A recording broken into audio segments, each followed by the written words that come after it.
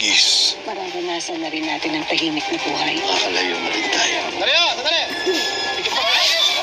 Pasensya na ho kayo. May random inspection po kami ngayon. May wanted po kami hinahanap. Pasensya!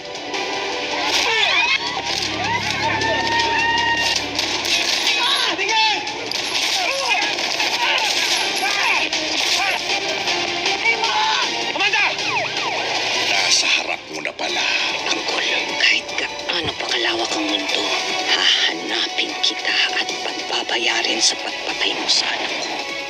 Tanggol? Anong ginagawa mo dito? Anong kinalaman mo sa buhay ng anak ko? Pogi, may nga akong pates. Alimbing, ano ang balita doon sa pinagtatrabahuan mo kay Alberto? Papatayin ka niya dahil kinuha mo si Mokang. Ang tiwala, Anong ginagawa mo sa gamit ko? unti-unti nang mawawala. Naalala mo yung bag? Inayos ko, niliquid ko eh.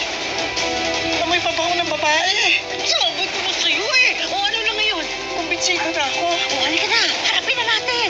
At anumang pigil, Boss, baka pwede niyong bigyan ng trabaho si Tanggol. Kailangan na kailangan lang niya. Ikaw ba ay nakapagtapos sa pag-aaral? Swerte mo ah. Makahanap ka agad ng trabaho. Umiiwas ka na sa gulo ah. Mag-alala. Yakang-yaka ko to. ang bangis ni